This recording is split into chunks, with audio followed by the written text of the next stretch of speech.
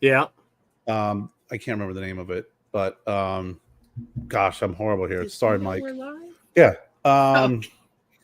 The Ehrlich, Robert P. Ehrlich. Oh, cigar. yeah, Robert P. Ehrlich. And Yeah. I was like, this is kind of very surreal that I'm in the freaking second oldest cigar shop in the country smoking a cigar that's named after the oldest cigar shop in the country. Just one of my silly moments that thank you so much for just popping in the middle of that story. Yeah. So welcome everybody. This is I don't even have like a video for Impromptu Night Live. We haven't done one in so long. I don't have any kind of a video intro. We're hoping we have a guest tonight. Hello, this is Kevin from Cigar Prop. How everybody's doing? So I got a pocket screw. I wonder what was in my pocket, a flashlight. Yes, I'm Kevin from Cigar Prop. Actually, Kevin from Trash Panda Cigars. I should change that. Well, I mean, Kevin from Cigar Prop is the person that helped develop this. So I guess I should probably leave it. Jessica, he said I'm leading this, and look, he's already going off the rails. I'm not surprised. So Kerr Viajante is the host for tonight. Then let him host now. Be quiet. I'm just welcome everybody. Kevin just had a very, very bad personality conflict there. Didn't know if he was Kevin from Cigar Prop, Kevin from Cigar Panda, or Trash Panda, or Cigar Trashy Panda.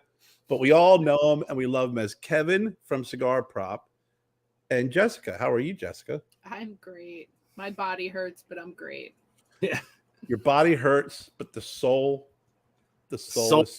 Honestly, when I was sanding the bar today, I kept thinking, like, if I don't lose 10 pounds right now, I'm gonna freaking be so pissed. I seen you firing up that bar. I think if you guys would have probably had that flame any higher, you probably could have lost a good 5 pounds off. I was sweating. I was hot. It was hot. It was at one point. It was well over 100 in that room. I'll tell you, this was good practice for me because I originally, when we did the barn door, I was supposed to do that, and then I never did it, and I was like afraid to like ruin the barn door. So now that we've done the bar, I'm like, oh, I can do this.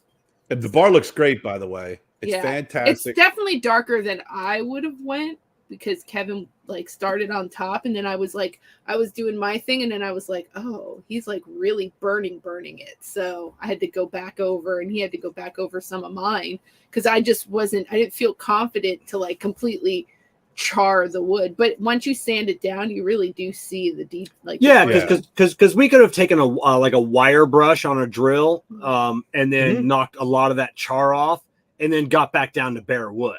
So it's always easier to overchar and then sand and brush it off than to have to keep going back and forth. I noticed when I was hand sanding it by hand sanding. But then I had what was it? The wool, steel wool, the steel wool pad. I just went over that, and that really helped get like in the grooves and stuff. So now tomorrow I seal it. So first, Omar, if you can hear us, and I see you popped up in the green room, or camera's not working. The drill with the wire brush on it.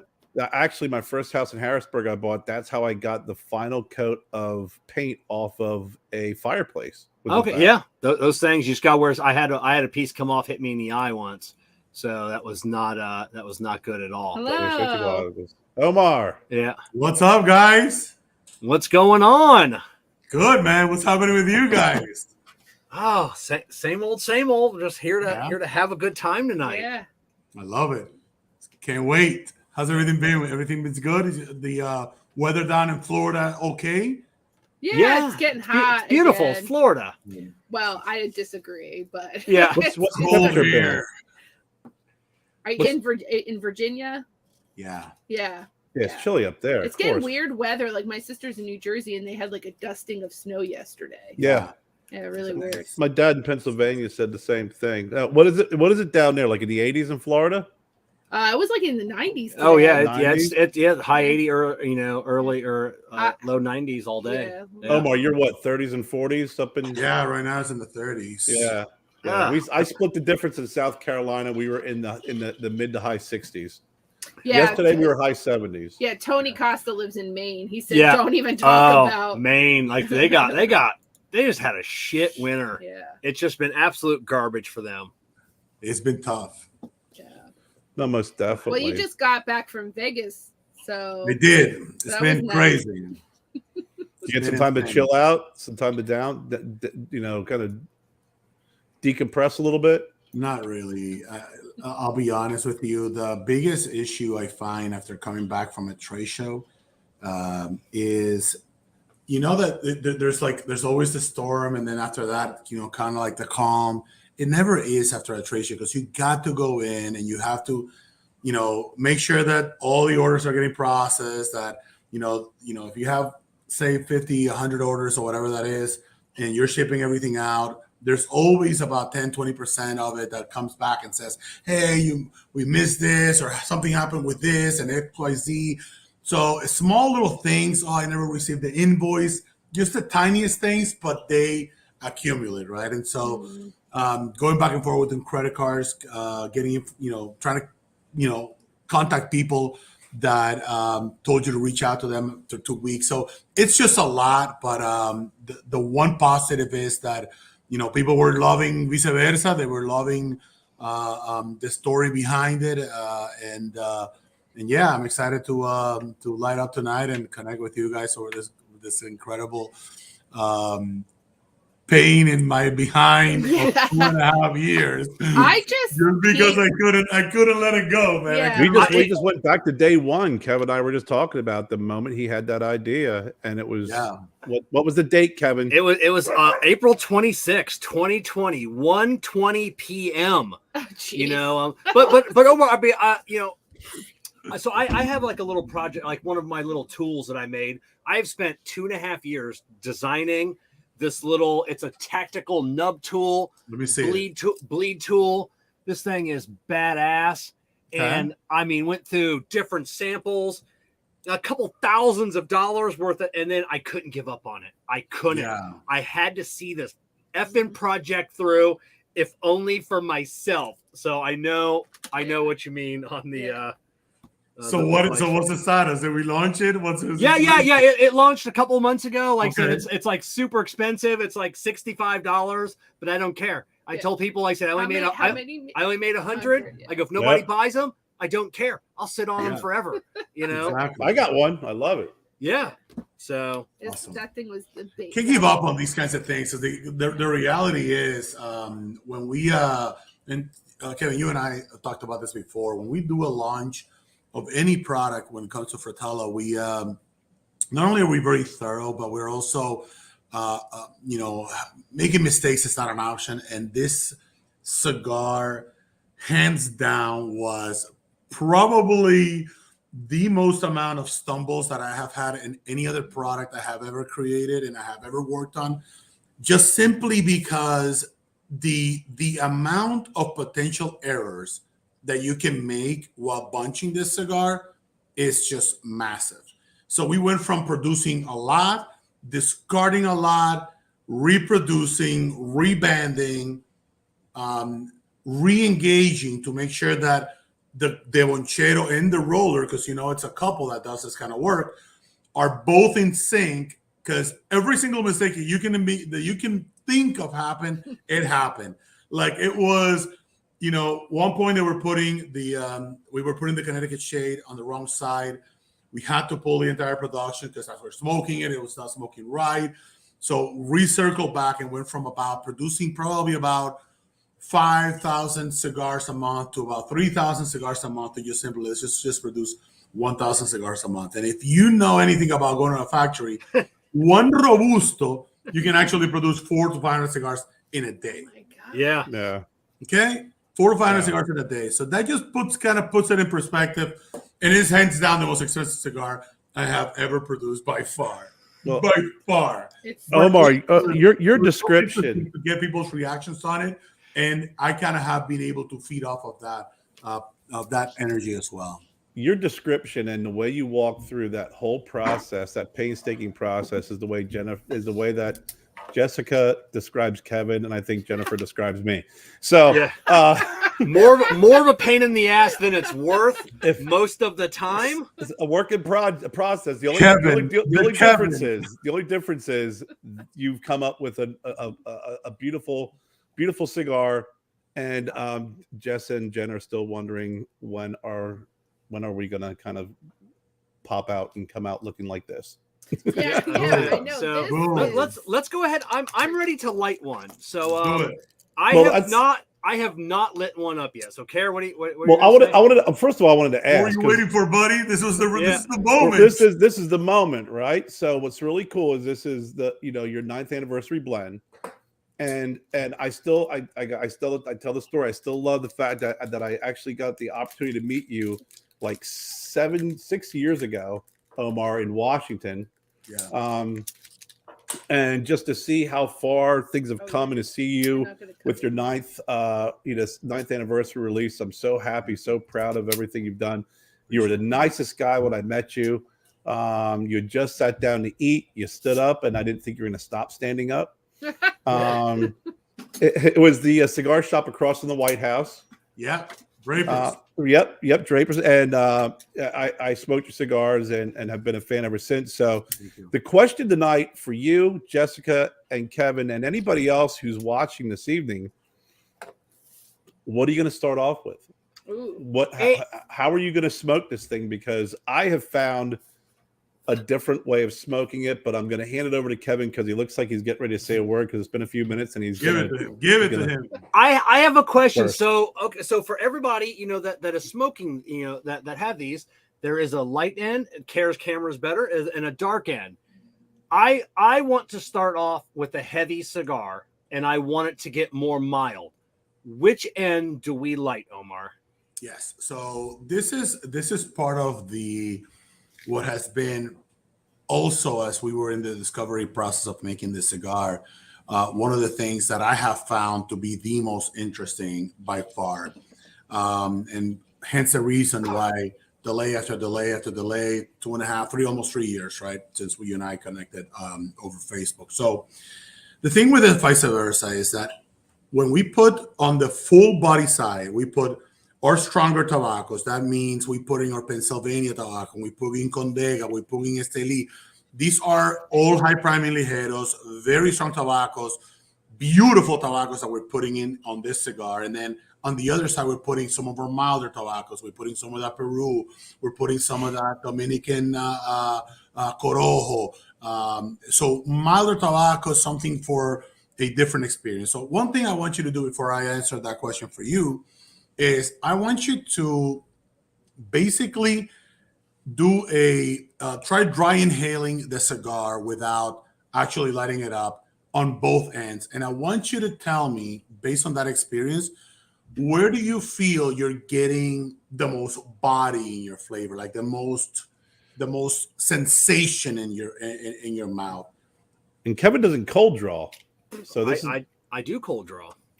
You do? Oh, you don't retro. Oh, sorry. Yeah, retro. So for me, I'm getting a bunch of fuller by cold drawing on the heavy end. Correct. So putting the darker end in my mouth is where I'm getting the most. What she said. The most flavor from. Correct. Exactly.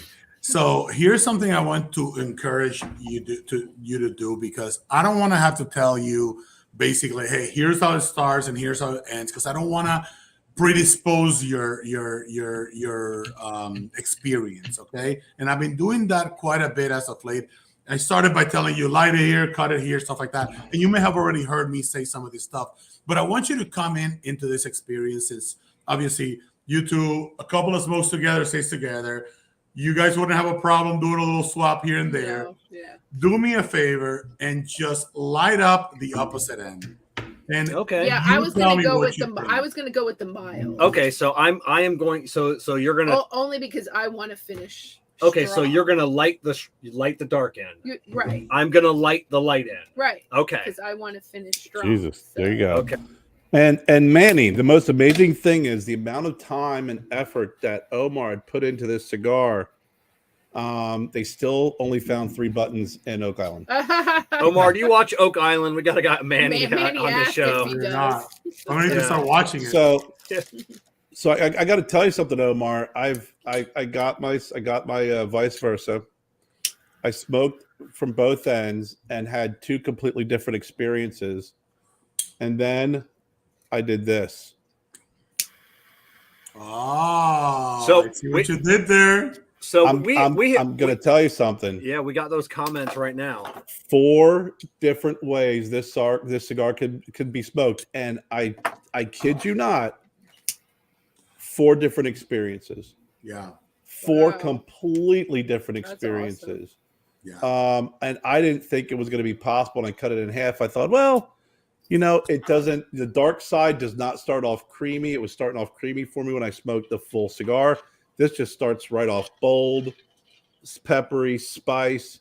I get a little bit of black licorice in as well. Mhm. The mild end just really started off creamy and very nutty. There's some nuttiness to it that I really enjoyed. So I just cut that bad boy right in half and said, I'm going to have at it, and was really impressed that it's 4 different experiences with one cigar. Yeah. And I don't think anybody can ever say that they've done that. Yeah. No, this is by far, and I know why now I get a better understanding of why a lot of people haven't ventured into doing something that provides that experience, because it's not about just having a cigar that you can cap on both ends. Anybody can do that in the whole wide world. It's just, how do you make that cigar flavorful, good, complex, all of the things that you want in a cigar? How do you achieve that while also at the same time saying that the consumer is going to get a chance to choose how they want the cigar to light up, if they want the cigar to start off strong, or if they want to start off mild, or if they want to cut it down the middle? Because I think you're 100% right. I think that's something that I have also seen quite a few people do as well. And Omar, I got to tell you, for as long as you've been doing this, and I know Kevin and I and Jess, we've been smoking for a while. The one area that really impressed me by cutting it in half was a testament to the folks at the factory with the construction, because look, just none of the wrapper's flaking, none of it's peeling. Usually you'd expect it, if you were to cut that directly in half, you would expect some peeling. Incredible. You'd expect fraying, absolutely none at all. So I got to tell you, and I'm very big on construction. I don't care. In my opinion, I don't care how good your blends are, how old your tobacco is, how awesome everything is. If the construction is poor, your experience is not going to be great at all. 100%. That never fails. Honestly, that never fails. I'll tell you one thing that I think is also unique is the fact that when you are trying Vice Versa for the first time, obviously everybody's got to buy 2. It's just as simple as that. You want the full experience, you got to buy 2. And you got to try 2 so you see what it's all about, right? I mean, and you can see which way you go, right? I've been getting messages all the time. It's like, oh my God, this guy lit it up and he couldn't handle the front part, so he came back the next day, and I started telling him, it's like, why don't you light up on the mild end and see how it goes? And he did. And the next day he bought a box of the Vice Versa. So that's the kind of style and that's the kind of cigar that this is. But I saw that Kevin did it the right way, in terms of beginning his experience in a fuller body sense. What is interesting though is the reason I also started from the strong to get, and so I lit up on the mild end of this on the tobacco. I feel like that the reason for me the experience gets stronger, right? Because everybody's palate is also entirely different. But for me, the reason it gets stronger is because you remember that dry inhale that I asked you to do the first time, right? Yeah. And you smell all of that flavor, all of that strength. That's what you're pulling. You're pulling on the stronger parts of the tobacco that somehow, because of the combustion and what's happening with the combustion of this cigar, are kind of moving through the experience of the blend and are giving you a stronger experience, right? Than it would if you do it on the other side. But I'll let Jessica, speak on it just as Kevin, and you guys let me know what you guys think. Yeah, let me try yours. I did have a question, Nomar, while Kevin and Jess are swapping cigars. With having the milder tobacco here, and you mentioned having the stronger tobacco, more potent tobacco on this end. Now, I cut it in half. Obviously, I'm going to get all strong. Right. What impact does the tobacco on the mild end, with the oils and the smoke passing through the stronger tobacco, have on the cigar itself? Because you're going from mild tobacco to strong tobacco, having that burn and actually pass through that strong tobacco. Was that taken into consideration with the marrying of flavors? No, this was something that we found out as we were working on the blend. That's a reality. We were working on this cigar to see what makes the most amount of sense, right? Is that if I put the fire on the tobaccos that are milder, right, I'm gonna get a milder tobacco, right? Like that's kind of like the concept behind it, right? Except, and you guys can let me know if this is maybe I'm crazy or anything else, but that's not what happens. What happens is that as you light up on the milder end, that tobacco, that flavor in the tobaccos that you are literally doing, where you're pulling from, you're pulling closer to here. You're pulling smoke from here, right? But the most amount of tobaccos and the flavors that you're getting are from the area that you are pulling the cigar, the smoke from. Mm-hmm. So to me, that's, and also people who basically retrohale the cigar. The number one reason why you retrohale a cigar, number one reason by far, you get some flavors. The number one reason is strength. Mm-hmm. Mm-hmm. Try retrohaling the cigar on either side, and you will see what I'm talking about. Well, I just retroed before this. Let me just swap them into. Oh, okay. Yeah. And when I did the cold draw on the mild side, it was like a grassy note, and that's kind of like what I was getting smoking is what I retroed is like the more enhanced, like hay, grassy type of note in there, and then on the full side it is pepper. In the retro it is. So it will light you up. Strong. It kind of bites too. It does bite. It bites. It was like instant right in the back. Yeah. Like, boom. So you are right. So I lit the mild side, and it is way stronger than Jessica's. Jessica lit the strong side, so it's kind of opposite of what you would naturally assume. Like you were saying, right. I want a strong cigar. Let me light the strong cigar. No, that's actually wrong. You're going to want to light the mild side to get a strong cigar. Because it is, without a doubt, 3 times stronger than Jessica's smoking right now. Yeah, It's amazing. The pepper from the darker side is like Jessica said, it's almost immediate. Yeah, it really is. And then when I cut mine in half, and it's, for me, when I did the lighting, putting the dark side in my mouth, as Kevin would say, and lighting the lighter side for the darker flavor, it started off a little bit, it was some spice, but it still started off, had a little bit of creaminess to it. It wasn't as strong, and it did intensify as the cigar went on. When I cut it in half, it's just right. Well, right in your face. Our first experience, like forever ago, we had one of the cigars that Kevin brought back from PCA. We cut in half. I took the full side, and he took. Whoa, Kevin! I gave you more than one, buddy. I gave you more than one. We still have one in there. Oh, he wouldn't let it. That's right. He wouldn't let. I had to save the one for photos. Yeah, good. There was only 100 made, so it wasn't much. Yeah. So that's right. There was, and so I almost forgot about that. Sorry.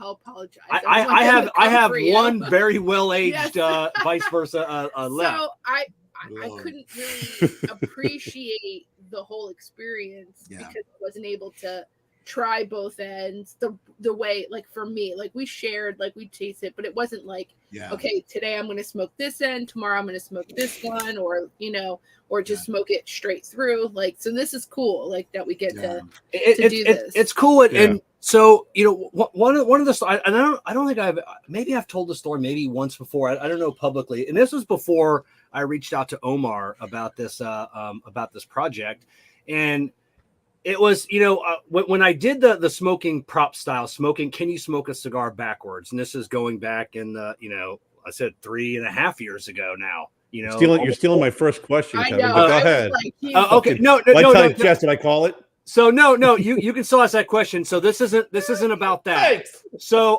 I had a buddy that was at a lounge, and a major cigar manufacturer was there, and then he, this buddy had brought up like that video of me, and this dude was pissed at me, this manufacturer, that I took a cigar and I basically blasphemy. I did what I wanted to do with it. It's mine. It's the same thing if I buy a vehicle. If I want to put new rims on it, that GM engineer shouldn't go, hey, it's not how I designed that. You can't do that. So yeah, so he was mad. So that's why when I reach out to Omar, I'm like, let's have a cigar to where, like, the end consumer, it is now their decision. Yeah. Whatever they want to do. They want to cut it in half. They want to smoke from either end. Whatever they want to do. This is now the first cigar, and it's, and I want to back up there because we've had some, people say, hey, I made this first. So I want to give credit to Tom Lazuka at Asylum Cigars, the Asylum Super 1118 Toro back in 2015, capped on both ends. You could light either end that you wanted. This cigar is a little different, designed to be specifically smoked, a different experience Yeah. from either end. It's entirely different because, and as I've been going around and talking to people as well, Kevin, one of the biggest things is like, a lot of these things have been done, but what has never been done is to actually make sure that cigar has the ability to start either strong or start mild. Right. Here in a story, and listen, you did the same research I did, because obviously after you brought this to me, I was like, all right, let me do my research, let me see what's going on. And every other cigar that I was able to find in this whole process was, you can have the cigar that triple cap on both ends. Cigar did the one that you can cut in the middle so that you can figure out the S-chip tax and a whole bunch of other stuff in Gran Habano. But to be able to start off mild when you cut it on one end and light it on the other, or strong on the other, that has not been done. No. Right. I'm going to answer Peter. Peter, it says on the full side, it says Vice, and on the mild side, it says Versa. So yeah, he wanted to know which side is Vice, which side is Versa. So I like the ash on this. Just, you would never know that this cigar was cut in half. Yeah. No, not at all. Not at all. So yeah, Kevin, I solid. I do want to dig into some questions there, Kevin, because we've been friends for a while, and I've heard some of your crazy antics and some of your ideas, and have been a part of some of those ideas as well. You mentioned prop style. Take us back a little bit, because I really do believe that even though this cigar is not prop style, it has that inspiration, kind of like Independence Day was inspired by a book about ray guns. So I have a feeling that this was inspired about your prop style experience. Can you talk a little bit about the first time that you tried the prop style, and then how that kind of springboarded into what we're smoking right now? Yeah, so the cigar one of the cigars that I first started smoking way back in my journey was the Camacho Criollo. I love the Camacho Criollo. I smoked box after box of them. I got a box one day, and I smoked a couple of them, and man, they just weren't hitting my flavor profile. They weren't in my wheelhouse, and it's just like, man, this is one of my favorite cigars, and just something was off. Did my palate change? Did the cigars change? So one day, I'm just looking at it, and I'm like, you know what? Maybe something happened, and I decided to light it up backwards. So I V-cut the foot, or the head, and I lit it up backwards. I smoked it, and I got a cigar. I got a Camacho Criollo that I had never had before. It was completely different, and it was amazing. And to this day, when I smoke a Camacho Criollo, I still smoke it backwards. I have never, in the 3.5-4 years, have smoked that cigar regularly again. So that's really where it started. And then I made the video, can you smoke a cigar backwards? And then, like, every influencer, everybody in the cigar industry, bloggers, everybody that had YouTube channels started trying it. We had manufacturers. I don't know if it was Jack Tarano or someone else that was on someone else's live show, and they handed them a cigar to smoke backwards, and they did it. Dave Garofalo, the two guys, they did it, and they didn't give me credit. They did not give me credit for that when they did it on their show, and that still burns me. Give me a hard time. Burns me to this day. At the end of the day, it's obviously something people have done either by accident on purpose. So it wasn't like an original concept. Without a doubt, but it also reignited a love of a cigar that you had lost, or even putting that out there further. Like if somebody smokes something that maybe they didn't particularly like, maybe try smoking it backwards. Yeah. Maybe it will give you a different experience. But I think that's the point. Yeah, but people have been smoking figurados backwards since figurado started. You take the band off a figurado, which end do you like, sometimes, so. But I think what you did though, Kevin, is you kind of brought, like Jess said, it's been done before, but I think that you kind of revitalized it, brought it back to life, and when more than one person starts doing it, and it starts becoming something where folks are lighting it up backwards on a show, other people are trying to take credit for it, trying to rename it and not call it prop style, call it something else.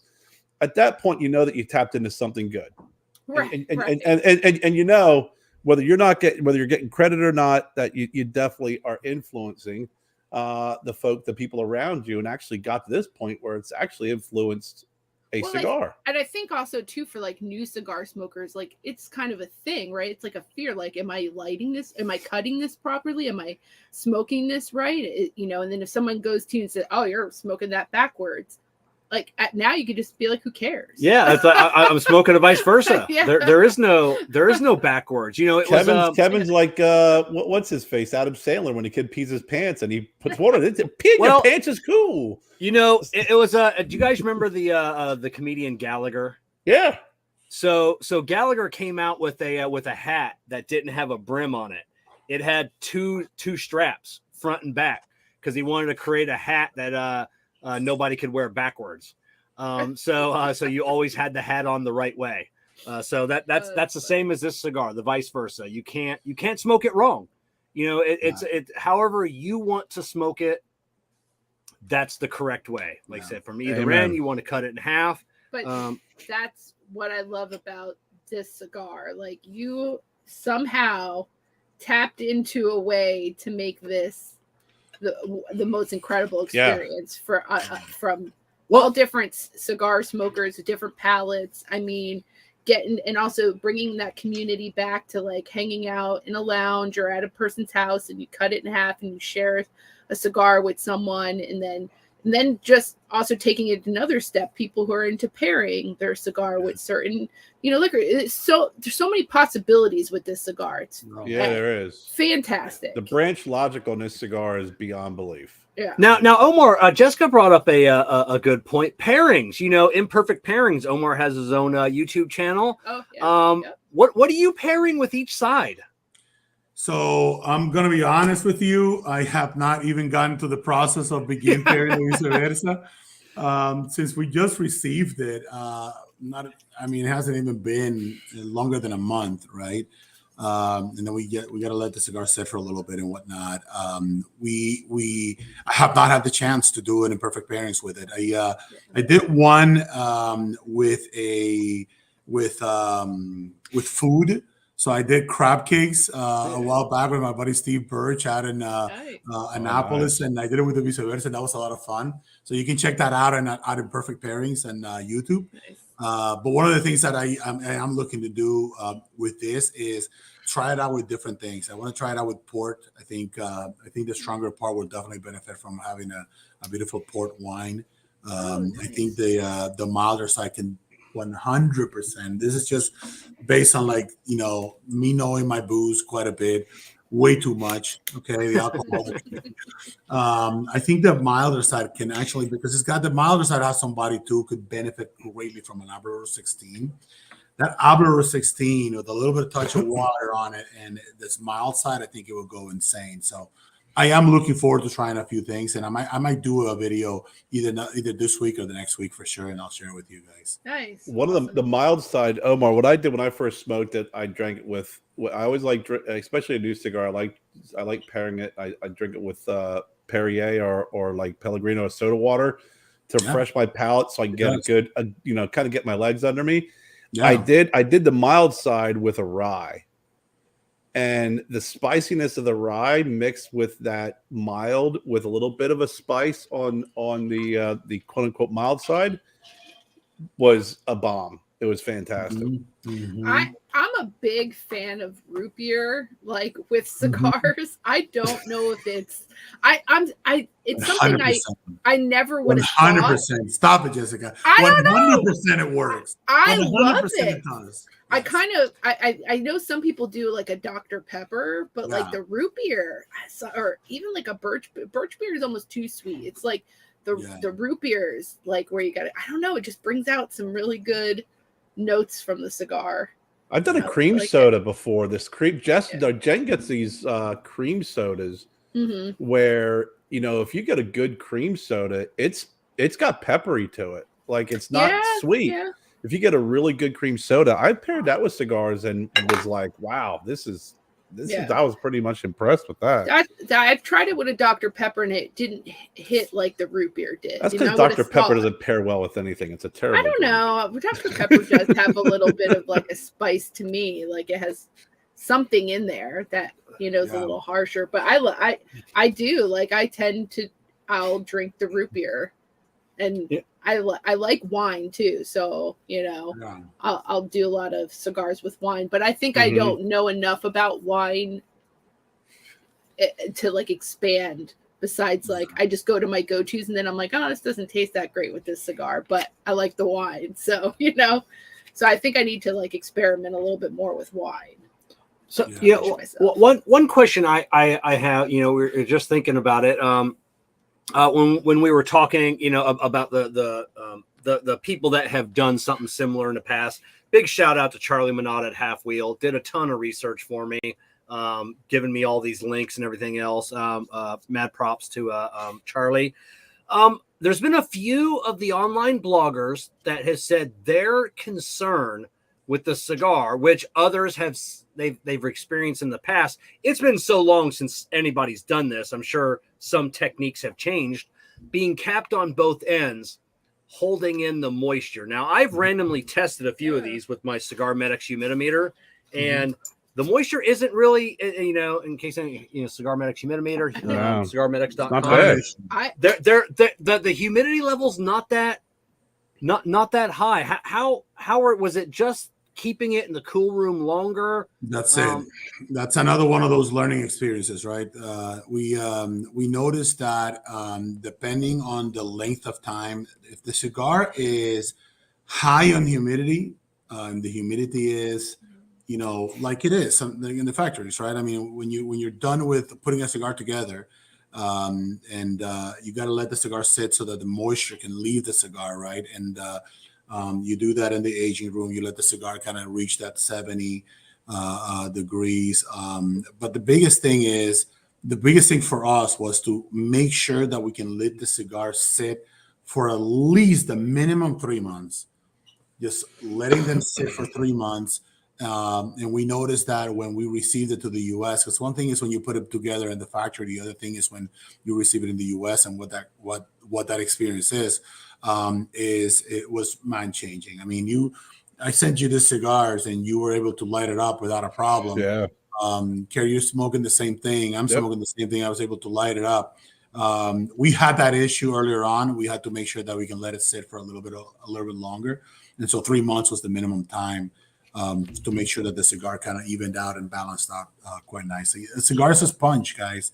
It can dry out really quick, or it can absorb a lot of moisture at the same time. Now it's a good. When you did age it, did you complete the cigar, caps and all, and age it, or did you cap it afterwards? Everything. Completed. Done. Put in the escaparate in the aging room, and it was done. That's a good question. Now, so Peter Janis, with it capped it on, let me put that up. With it capped on both ends, how does it humidify? Well, I mean, it's all tobacco. It humidifies from the entire, Osmosis. just osmosis, so it's going to, I think that maybe, and I don't know, maybe that is a myth that people have, that you need an open end for the cigar to absorb and release moisture. But with that being said, it's usually in cellophane, which cellophane's breathable anyways, Right. or porous. So a cigar is going to humidify and dehumidify, or lose humidity, just like any other cigar. Maybe it'll lose less humidity, because it doesn't have a foot wicking that moisture out. It's porous as well. I mean, we're talking about a product that, I can have it capped on both ends, but if I spray it with some moisture or like a mist, it'll be damp. I mean, it literally is. It absorbs. Well, I mean, we put our lips at the end of it, and we all know at times it can get a little squishy, moist at where you're smoking. It's organic. So so I mean, no, it's not an issue. You can, I mean, the proof is in the pudding, right? I mean, we are lighting up the exact same cigars over here, and yes, and it is sold with cellophane. Yes. Cellophane sold separately. Yeah. Omar. Peter, you're asking hard questions. I'm just kidding. They're good questions. They're good. I love the boxing and the name. So how did you come up with the name and just a very simple coloration? Because it's so beautiful. It is. Yeah. It's very beautiful. I love it. No, we were going back and forward. Kevin and I were like, hey, what do we do? Kevin said, maybe it could be vice versa. And I was like, yeah. We went back and forward, and I probably had 80 names or so. Kevin, you remember me sending it was back and forth. And I even reached out to other people. Some of the failed names I'm curious about. What were some of the names that it almost was called? I'll tell you. So there was one, but it was really close to someone else's name. And it was John Hubert Crownheads had one of the names, and it was like, it wasn't the same, but it was super close. I liked it, and it was just a little too close to Huber's name. And they had La Dedicación, and I think we came up with La Coalición is what theirs was, and then maybe we had La Dedicación. It was something, I forget what it was. One of the names, and I'm like, it was a little close. And but so I was looking at I still smoke a lot of Fratello cigars, and it was saw the Navetta and the Inverso, that I'm like, and I'm like Vice Versa, kind of went with the same. Oh, it was it was definitely cool. But I remember you going over the names, and I was like, no. Yes, I'm always curious on what was left on the cutting. I was always curious on what was left. Now on the cutting floor. I feel like we have to go back and look. But was Kevmar the combination of your name? Was that? Yeah. Like Brangelina. Michael, what is Omar's favorite side to smoke? Mild. Oh, okay. Start off mild. I gotta start off mild. Like I started off strong with this. So when I get, I enjoy the cigar either way, but starting off mild, to me, you hit the nail on the head, Jessica. It's like it has that nuttiness, kind of like cream, but like full cream, not like a very light, cream on the cigar, right? So to me, more the nuances that I experienced at the very beginning, I can experience them starting off and lighting up the mild end, because when I start off the strong, first of all, I'm not a full body cigar smoker. I'm just not. I don't enjoy something that would just knock me out. I can enjoy a medium to full body cigar if it's got a lot of flavor and it's got nice balance to it, because we do have those cigars in my company. But when it comes to having something incredibly strong, that's just not the kind of guy that I am. Yeah. So this cigar starts off strong, man. And so for me, I'd rather have the cigar start off mild and just have it develop because obviously the one thing that you can almost guarantee you is going to happen, that if you do start off mild, that cigar will turn up being a medium to full body blend for sure. Because you cannot change the experience of how it ends, but you can definitely influence on how it starts. Oh, okay. That's actually a good way to point that out. It's I like, mean, like the for me, sunrise and the sunset. Yeah. I do like full The body. design was pretty cool, right? I mean, Yeah. that was another thing that we spent quite a little bit of time with doing, right? Yeah, it came out so good. I love it. I absolutely love the box. You know, it just came out. I mean, perfect. And like I said, and nobody has ever produced, as far as I know, a box, cardboard box this big. No, I love it. You know, Not a single one. We should somebody- use it for like smaller cigarillos and stuff. Somebody asked earlier what size the cigar is. Yeah, it's a total. 7x52. Okay. I don't know if we Literally, if you that can got have brought two up. 3.5x52 cigars over here. Yeah. Those small little. And how many tobaccos that are in this cigar? So that is a tricky question to answer. But I'll tell you why. Because within one leaf of tobacco, right, you can have different strains and different strength within one leaf of tobacco, right? So assume we're utilizing a ligero leaf, right? So higher priming tobacco. Towards the tip of that plant, the one that kind of like angles around, as you can see, kind of like in this picture of the background of what it is, as it drops, the most amount of strength on any leaf of tobacco is towards the tip of that plant of the leaf. So when we have that, what we did with the Vice Versa again is we utilize our own tobaccos in our own knowledge on how to place the tobacco accordingly, that we wanted to get the most amount of strength. So we would grab that the tip of the tobacco plant, put it on one side, and then maybe utilize the same tobacco that, although it's going to give you the same flavor, it's not going to give you the same strength. So we did a little bit of that. So we utilized Pennsylvania, we utilized Condega, we utilized Esteli, we utilized Indonesia, we utilized Ecuador, we utilized Peru, and we utilized Dominican Republic.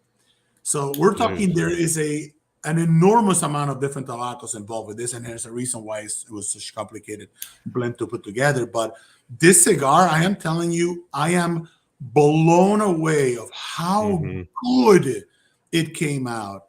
I'll tell you, I'll even be honest.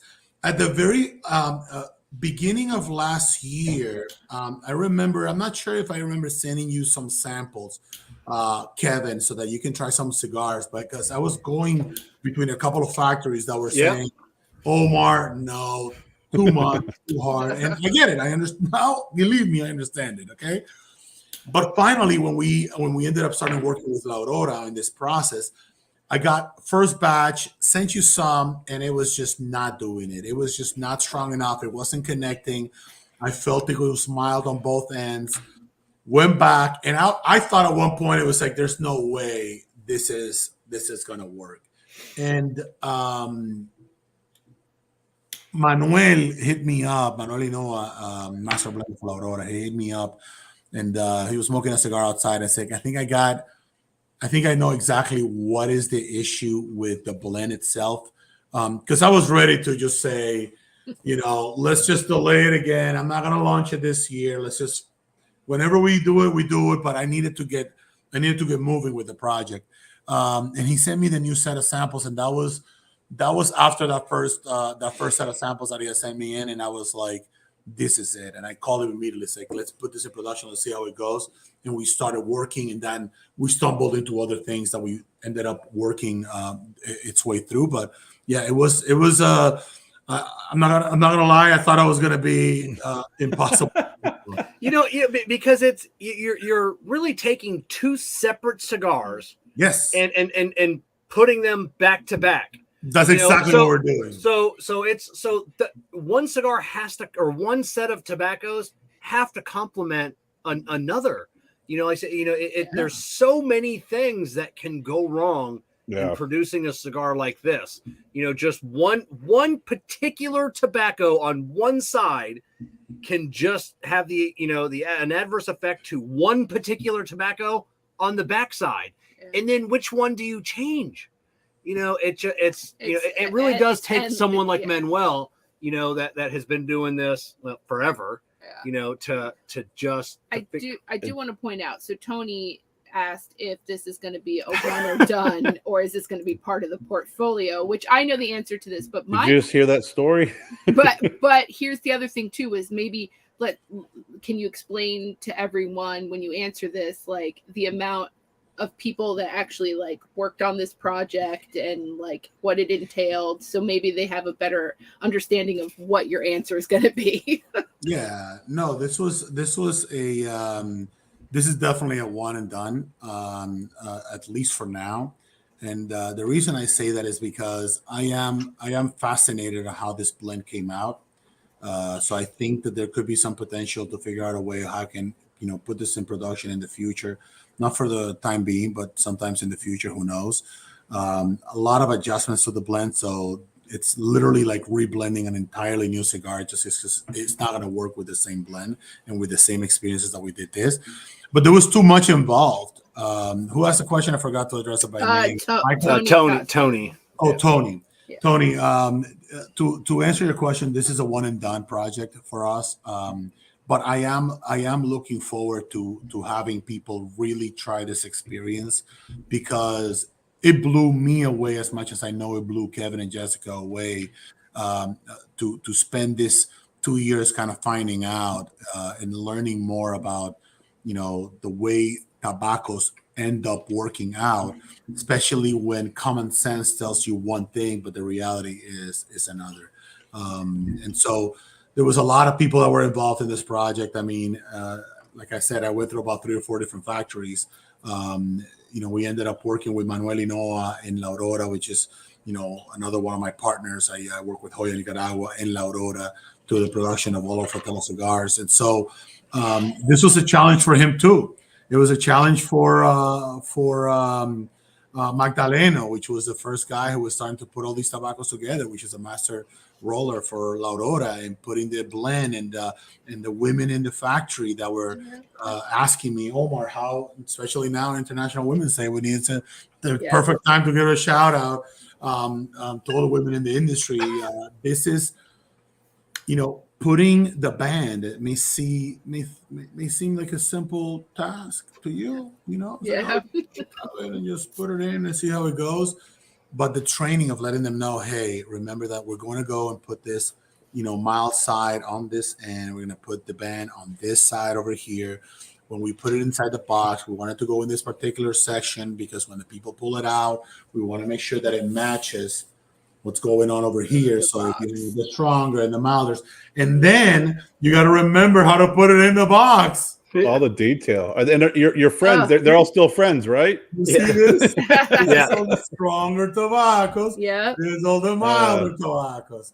So if you think that we spent 2.5 years developing something that was only focused on the blend, you're completely insane. No, the attention to detail. Well, it was beyond anything I even like could have imagined. Yeah, some people have executed. made some comments and reached out to me like, oh, hey, I would love that, but man, the price. I'm like, the price. I mean, you can't get this cigar anywhere else. Yeah. And then I tell people, I go, look at the band. Yeah. Look at the band by itself. Yeah. And then I know how much Kerr knows. Kerr's got a cigar company. We know how much bands cost. If you're not ordering 100, 200, 300,000 bands, cigars or bands can be super expensive. Then you've got a band that's for the quality, too, the quality and the price. And when you look at the price of what you're getting for the cigar, for what you're getting, and you hear the story of all the work, there's a reason why. And you're getting 2 cigars. You're getting 2 cigars. And Michael actually asked a question. This is one of the questions I did want to ask you, Omar, when it comes to the Vitola, the size. Is this cigar best realized? Then you figure out at a 7x52. Have you tried any? Did you try other Vitolas and go, nah, it's got to be this? 100%, man. We went from an 8, a cigar 8x50, 8x54, 8x52. We went 6x50, 6x52, 6.5. And it worked perfect at 7x52. There was not even, this cigar does not work in any other format. I know that for a fact. So if anybody wants to try something like this in the future, take it from me. Save yourself the time. Start with the 7x52, and then, I mean, let me know how it goes. That's the other thing too. That's what I've kind of been thinking was now that you have done this, and obviously, you have been very vocal about that this was a complicated project. I think other people are really going to maybe be curious to see what else they can do. It's push the boundaries. So Jessica brings up, a good point. Manufacturers that now they're thinking, what can and can't be done. Kerr and I, we launched a cigar last year, and at the Silent Green had Candela in the filler. First time it had been done before, Candela in the filler. And I talked with some young guys in the cigar world, the manufacturers, Sebastian Decope, and talking with him, and he had said, there have been times where I've asked if something could be done, and I was told no. Like, it had been tried before, it can't be done. And he had just took that for gospel. Okay, it can't be done. And then he smokes the cigar that we produce, and it's like, you know what? Those guys were wrong. Yeah. Those guys, or it can be, but it just wasn't the right fit or the right timing. That's it. It goes the same for this cigar. This cigar I think is going to not only open up eyes, maybe with other manufacturers, blenders, but even within the factory, even within La Aurora, I can't help but think that the rollers, the bancheros, they all should be so unbelievably proud of themselves for the amount of work they did. I mean, I am confused about how to put this in the box. So just the box, let alone doing any of the other process. So I remember when I reached out to Omar, originally, you said you were gonna be down at the factory in a couple of months. When I reached out and you go, we'll talk to him then. And I'm like, I've kind of heard that story before. When you ask your mom, hey, can we stop for ice cream? I'll think about it. That always means no. So I remember when you were at the factory, you actually sent me a message. Hey, we're trying to work on this, and you were down at the factory for a couple of weeks. You had left the factory, and you told me, goes, that it just can't be done. Like they can't figure it out. And it was so awesome because it was like a month later after that, you'd already come home and you sent me a message that they didn't give up. They didn't give up. It's like, you know what? They figured it out. It's like they kept going on the project, and that's just the dedication to people that have a true love for their craft. It's like, you know what? Damn it, we're professionals. We should be able to figure this out. And they did. It was that conversation that night. Literally, that was the pathway of that conversation. And after I called you and I came back to the U.S. and I kept on pushing to see if we can make some changes, and I made some suggestions to Manuel based on some other blends that I had worked on at that time as well. Say, why don't we do this? Why don't we do that? And they ended up trying it out. And when I got that second batch, after coming from the factory, I was like, yes, let's go, baby. This is ready. I mean, it even goes back. I sent Kevin a message a while back after getting it and smoking it. And I put the cigar in my humidor and I just looked at it and I was like, when your humidor demands something truly different, this should be in it. Yeah. Absolutely. Yeah. This is the kind of cigar you want to keep because, again, like I said, I think not only did we crack into something unique, but we also cracked into 2.5 years of development of something that I feel very proud to have launched, and very proud to have known Kevin and Jessica that approached us with this idea and gave us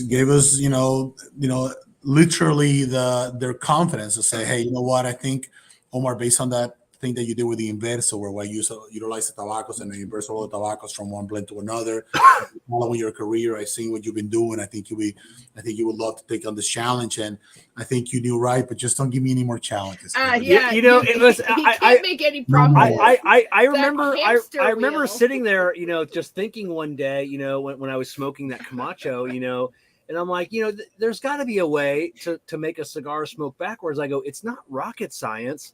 And then it clicked. And I'm like, it may not be rocket science, but I know a rocket scientist, you know, which obviously I'm not a rocket scientist, but I'm like, if there's a guy, you know, and oh, I remember our conversation, you know, you would ask me, he's like, you know, who else have you had mentioned this to? I'm like, nobody. Yeah. Like if you weren't going to do it, like I was never going to approach. I just didn't feel like there was anybody else in the industry that could have produced, you know, this cigar, you know. And then, you know, we're telling the story about, you know, like how long this took, and then people asking, you know, why is it so? And it's not an expensive cigar by any means. No, it's $15. Yes, it's $15. You know, seeing them for sale anywhere $15, $18. You can see at the bottom of your screen. Kerr has them for sale. You know, VSRCigarFam.com. We have them TrashPandaCigars.com. But just think of like they're like you look at any quick question. On the Fratello website, are there links to the lounges and everything that is also selling? Okay, so just putting that out there. So if you look at, you know, the price of anything else, so you look at the price of a car, you know, that comes out, you know, a GM produces a new Cadillac Escalade. That's not something that takes 6 months. That takes years of planning and to work that out. All of that goes into the price. All that research and development goes into the price of that final cigar. If you think about all of the samples, all of the time, all of the manpower that went in almost 3 years of making this cigar, like this cigar should be like $35 to $40.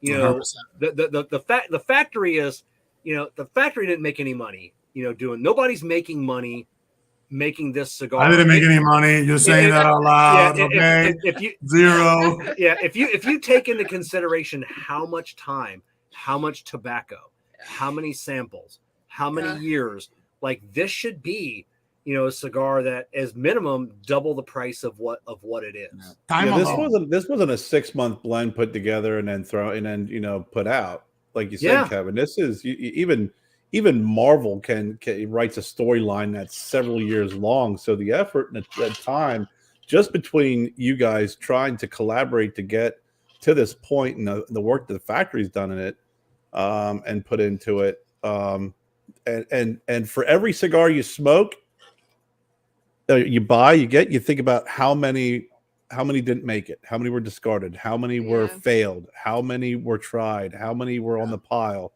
And that adds up. You know, you also too, like, this is, in a sense, it's kind of a cool part of like a history in the cigar world that this was done and done successfully. And it like, even though people might have done it prior or had something similar, it wasn't a successful attempt, right? Or it didn't come into fruition and didn't go anywhere. This, look at, I mean, for all of time. I mean, yeah, you know, like Jessica said, for the few people that have tried this in the past, nobody talks about those cigars. Nobody knows about the cigars. I mean, luckily this one is coming at a great time. You know, we're going through a second boom. You know, we're getting these new cigar smokers into the industry. We're getting people that want to do it their way. You know, it's like, this is mine. This is, like I said, this is my vehicle. I'm going to customize it the way I want. Well, I think I'm doing this. I'm going to do whatever I want. I'm going to smoke this cigar. Pushing boundaries and just pushing the envelope just to see how far you can go. Why not? You know, I mean, why withhold? And tradition is great, but there's nothing wrong with taking tradition and adding something to it and making it a little bit more unique or exciting. I find it. But I did want to say something. I'm in the halfway point, and when I retro, there's this amazing like cocoa note, like just slowly like transitioning into this fuller end. I just had to put that out there. It's wonderful. You know, D Boyd here says this cigar triumphed over all of the obstacles. You know, like Omar said, there was dozens and dozens of times that this project could have just been scrapped. Just could, you know, it's taking too much, just taking too much time. It's taking too much money.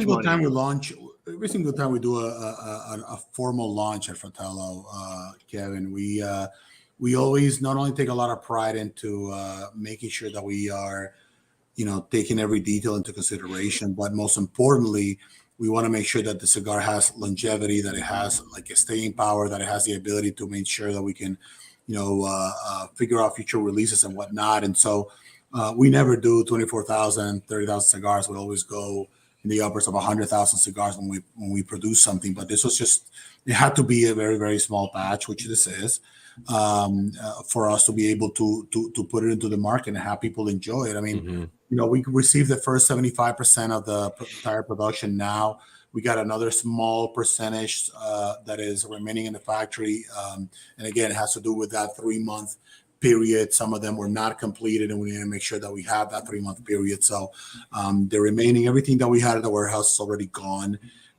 We have another batch coming in April, like I said, and that would be more of like a refill in, because what I had to do to be able to justify the amount of people that had ordered the product was to allocate smaller quantities. So instead of like me sending 10 or 15 boxes to this particular retailer, I ended up sending 3 or 5 so that we can spread a little bit of love and people can try it. But do I think that people need to have this cigar in their humidor? 100%. This is something that I feel is not going to come again, at least not in this format, at least not in this format, at least not for the time being.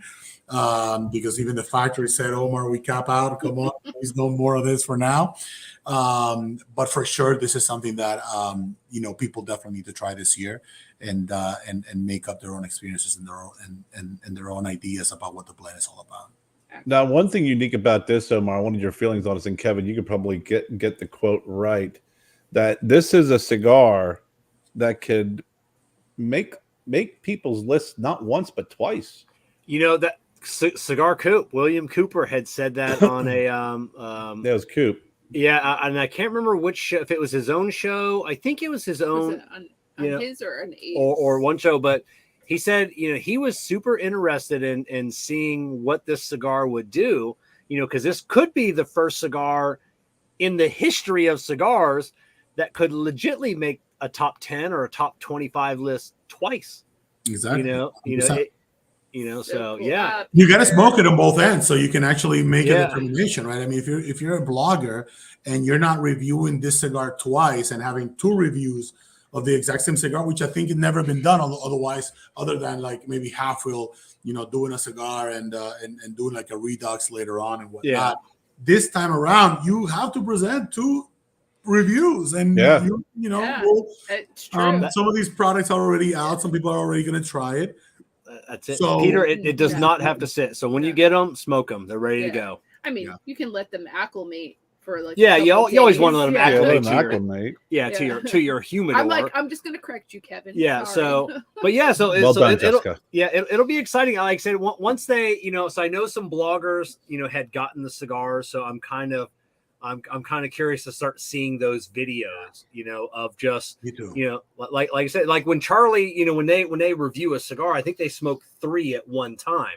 So they're going to have to smoke 6 of these. Exactly. They're going to smoke 3 of them from one end, and they're going to smoke 3 of them from the other end. It's just so exciting to be able to hear the feedback, because like you said, the having to review it from 2 standpoints, I find that that's going to be a task. That's a challenge too for cigar geeks, and cigar bloggers and also. I mean, that's a cool thing. This is something that's challenging that maybe they haven't been challenged in a while. And you have to.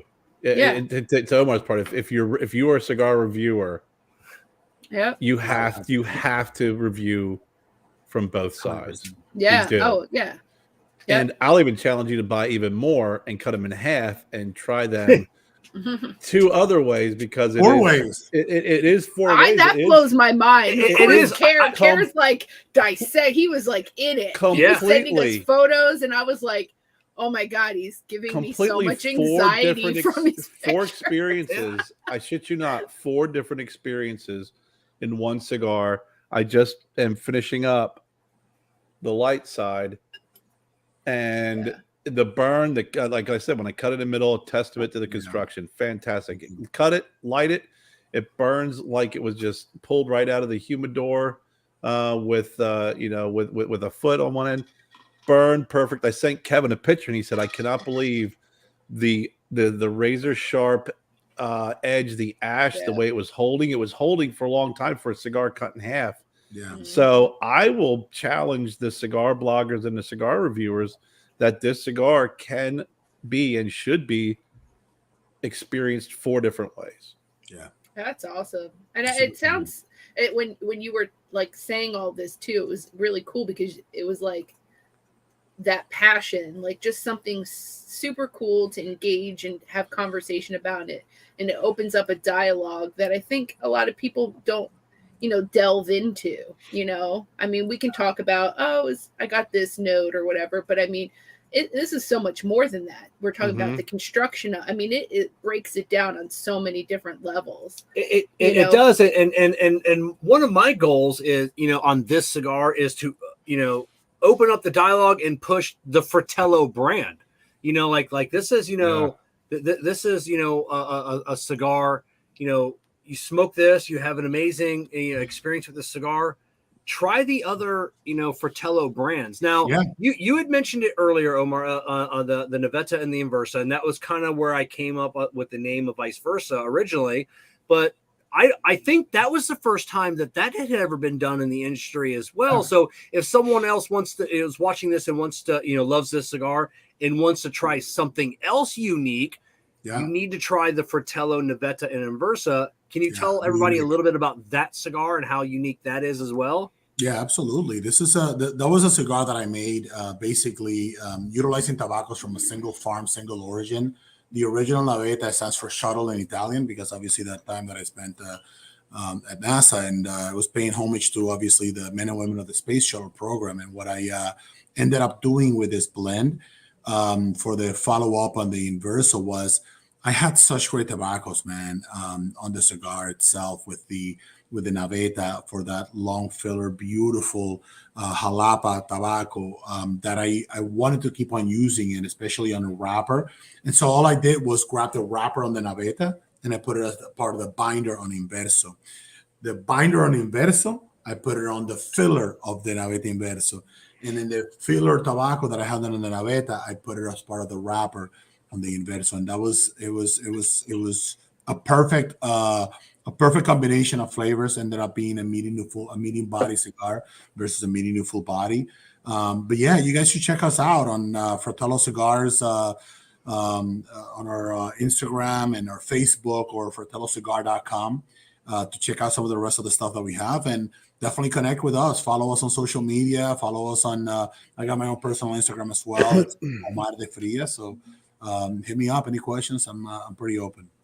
Right on. So Omar, we know you got to go. You're pressed for time. Thank you so much. I got to cook some food for these kids. Yes. Thank you so much for taking your time to do this. This is awesome. And you guys are amazing. So excited for your success for this. This is well deserved. Thank you guys for everything. Thank you guys for the support, and I look forward to connecting with you soon. Okay. Yes. All right. Take care, Omar. Bye, Kevin. Bye, Jessica. Bye. Oh, you got you got to take those down. Yeah. So Kerr, so you can smoke this cigar. I was thinking about that. Well, hold on. I want to go back to Michael's comment about it was funny. Which one is that? Oh no, it's not Michael. It's Christopher Walmer. What if I remove the band, punch it in the middle, then toast light each end? So so snorkel style. That's Frankie and Miguel. That's called scuba style. From the Bakersfield Gentlemen, when everybody was smoking the cigars backwards, what they did was they punched a hole right in the middle, and then they lit both ends. And then they were smoking it from. I don't know if you had like some hair hanging down. Yeah, I don't know, that could get real. But yeah, messy so they coined funny. scuba style. So. Kerr, you say so you can smoke this cigar from either end. Yep. You can cut it in half. Yep. And smoke it like a nub. Yep. Or you can smoke that nub backwards. Yes, it's so. So now you can smoke the nub. I knew Kevin would have to be a topper, but yes, you are correct, Kevin. So now you can smoke the nubs prop style. So there are technically 6 different ways that you can smoke this $15 Yeah. cigar. So, you know, and I want, and I keep bringing that up because I want people to realize, and I want to stress the importance of, I mean, it's a $15 cigar, a little bit more pricey on my website. I include the shipping. So, this, I mean, when you think about it, think about 3 years of research and development. Think about, I mean, we're talking hundreds and hundreds of cigars thrown away. We're talking three separate factories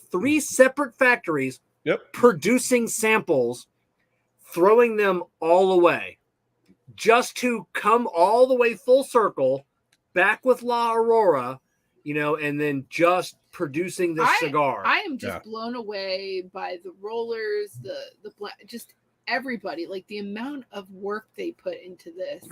It's just, it's almost like you can't comprehend it, you know?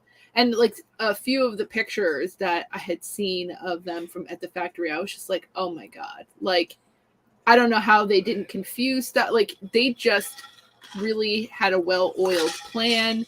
And I think, you know, they just wanted to see it through, and they did a phenomenal job. So, man, they hate us. Yeah, just thinking what he said, you know, they are like, you know, we are never. The rollers can roll 500 toros a day. Yeah. And we limited these to 3,000 a month. But it makes you, I would love to kind of like pick their brain a little bit about like just how they had to have felt like such an accomplishment though, because like it's such an art form to begin with.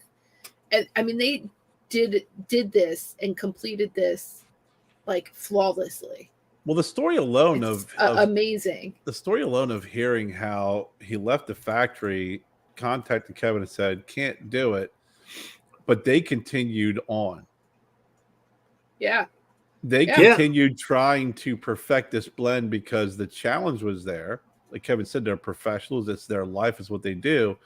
And knowing that the spirit of not wanting to give it until they got it right. So when he got back to the States, he contacted you, a month later or several weeks later, saying, oh, by the way, they just contacted me and they made it work.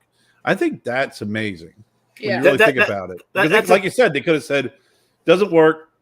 That's I'm going to get to my 500 freaking toros and call it a day. Yeah, you know, I would love to just know that process. You know, they maybe those guys and gals, you know, they finished up their quota for the day, you know, and which ones were like, hey, let's stick around. Let's stick around for a little bit and work on this cigar. You know, it's like we're the best of the best here. You know, it's like let's try and see if we can't figure this out.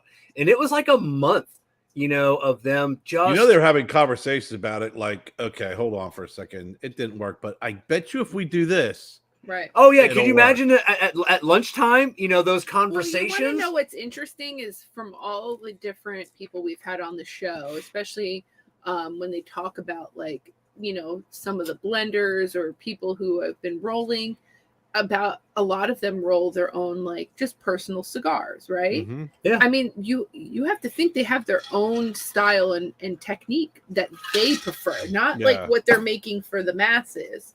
So how cool that they got to maybe implement some things that they do just for themselves. You know, and just that pride, you know, like they can go to, you know, they can show their friends that maybe because everybody, there's so many factories everywhere, you know, and then their friends like, hey, what are you working on?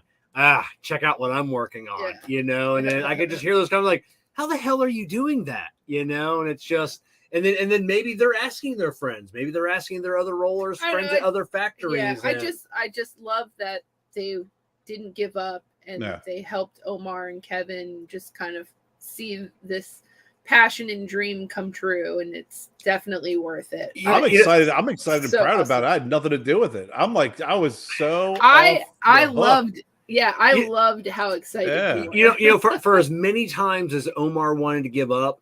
There were the same amount of times I wanted to give up. And it was like, let's just pull the plug. Like, this isn't going to happen. Like this is just, you know, and then there'd be a breakthrough, you know, of like, hey, we figured it out, or, you know, this blend's not working. It's like, hey, we figured it out. And it was like, there's always that hope. I'm impressed that Omar went to as many factories as he did. Yeah. You know, I mean, after like maybe the first 2 to 3, he, you know, he could easily just been like, this is it. Like this, I'm done. Like no one's doing this. This is 3 factories, but 5 factories. You know, and it's just coming back, you know, all the way, you know, like I said earlier, full circle. And, you know, those guys and gals, you know, at the factory, you know, La Aurora, they're just, they just hit it out of the park. Yeah. I just love that testament to where, you know, it's just, I'm not going to give up. You know? I'm excited about it for a few reasons. One, you're my friend, and I love when you have these ideas, and I'd like to see them come to fruition. So I always like to see other people, you know, especially good friends. I like to see them, you know, I like to see their success. And it was so exciting to know, even though I didn't get a sample, I had to throw that one in. That and well, now I didn't get one either. And now I learned that there's more than one cigar, which Kevin lied. I will dismiss it as you were just, you know, proprietary secret. But it's also I'm so excited because I know how hard you worked on it, how hard Omar worked on it, and to see something done that some folks said couldn't be done, or some folks lose faith, or some folks laugh at it, or some folks say, well, it's not tradition. And some folks, listen, it's really easy to be negative. It's really easy to say no. And it's really easy to kind of shut the door on someone. But it takes a lot of grit to keep knocking on doors. Like you said, Jessica, five factories. 5 factories. Right? So that tells me Omar had faith and confidence in Kevin's idea. Right. And that they had that bond together to continue to shop it through. Right, and that then was to find that my point. And to find and to find that one factory that said it can't be done, and then it goes, you know what, we're better than this, we can get it done. That's why I'm really excited about this for multiple reasons. And a lot of it is success and power to my friend. The other one is the naysayers, you know, look, it's been done. You know, and just to add to that, thank you, Sydney. That this company had faith in Omar and Kevin, like in their dreamed up plan of this cigar, and made it come to life. Yeah. Like, you know, like again, 5 factories, and this one factory saw something in this whole process of, you know, hey, I have an idea. And they came and made that idea come to life. I ain't saying you guys weren't cursed a lot along the way. Oh, I'm sure. I'm sure there was a picture of Omar and Kevin, and they just threw darts at it every day. And it's just, you know, I don't know. It's from my crazy mind that these happen. You know, it was the same thing that, you know, when I approached a couple of cigar manufacturers about the Silent Green. You know, about which are still available. Scrolling at the bottom of your screen right now, vsrcigarfam.com. You can still get the Silent Green, the first cigar that has Candela in the filler. So you know, we had mentioned that earlier with Sebastian Dicopé, you know, had tried the cigar and he liked it. If anyone doesn't know who that is, that's the owner of Cavalier. Owner of Cavalier Cigars. You know, and I loved when he pulled me aside at the Great Smoke, you know, and he really wanted him, Bradley Rubin from Alec Bradley Cigars. You know, I had which I don't know if I've ever said before, but Bradley was one of the people that I had talked about this. I didn't ask Bradley to make it. We had in a conversation. It was Bradley and Nimish Desai from Rocky Patel. We had talked about that cigar. You know, I was like, hey, you know, has anybody ever produced one with like Candela in the filler? And they're like, oh man, you know, it won't burn. It won't draw right. They didn't say no. They didn't say it was a bad idea. You know, they just said, you know, it's not going to work right, you know, and, you know, then, you know, a couple of manufacturers that just said, you know, it's blasphemy. We're not going to do that. That's dumb, you know, and then finding, you know, James at Sinistro and then partnering up with Kerr. And I'm like, Kerr, do you want to do this? You know, cause I was kind of down, like maybe this isn't a good idea. You know, then Kerr kind of reinvigorated, you know, my yes was an echo. He's like, yeah, hey, do you want to? Yes. Yeah. You know, so I have had those, and Abe has mentioned on his show a couple of times, like I'll be in the shower. I'll get out of the shower and like, you know, I mean, I mean, I only show it from the waist up, and then like I'll do a video message, or I'll text them like, here's an idea. And some of these ideas are so damn wacky. It's just like, what are you doing? You want to know something, though? You're always pushing the envelope. You're thinking outside the box, which, I mean, in any industry, right? Like, people will always say, for people who are doing music, oh, like, you can't do that. It's, like, unheard of in music. And then it's, you know, it takes off. Same thing with clothing, food, like, anything you can think of. People are always pushing outside the box. And without that, we wouldn't have anything new and exciting, right? Like, tradition is great, but you can add to tradition. You can still pay homage to tradition and have new things. Yeah, you know, so you know what you know, as I don't know if the project will get done this year. It may be a next year, but just to tease another project, one of my shower videos with Honest Abe Dababna, is genius if we can figure out how one of these like how do you even like it's not even, it's more complicated than this. It's more complicated than the Vice Versa. And I don't know if it'll ever hit the ground, but if it can be, that will be a cigar that nobody can say I tried that and it didn't work. So that's Sydney, another little teaser. Kevin's brain, I always refer to that there's a hamster in the wheel, and that hamster never stops.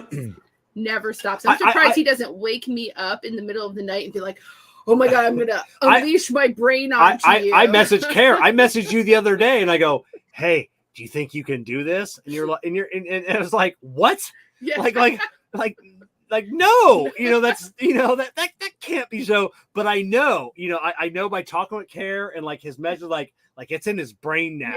Like it's always going to be back there. Going, it is. Actually, I was talking to Factory today, and it almost came up in conversation, but then it will eventually. But I even walked Kevin through on why it wouldn't work or why I don't think it would work. Right. But then I'm like, damn it. But it's really easy saying this. It's really easy to say something won't work. And Kevin, when you talked to me about the Silent Green, I kind of experienced something similar when I wanted to do the Gringo. Yeah. Candela, Connecticut, barber pole, never been done before. It won't work. It won't burn right. It won't taste right. And I got a lot of, you know, I got a lot of pushback, and I just was like, well, listen, freaking last time I checked, I'm not asking you to do it for free. Yeah. I'm going to pay for it, but let's work on a blend where we can get that creaminess and even some of the spice and that, you know, hay, if you will. Yeah. That some people say that they get with the Candela, and blend a cigar that everything will complement each other, and then construct it so that wonky burn that usually happens with barber poles, it won't be so extreme, because you're going to have, you know, the thicknesses of the wrappers competing against each other. So when you came to me and I started talking about it, I'm like, shit, man, sounds like a great idea. Let's rock and roll.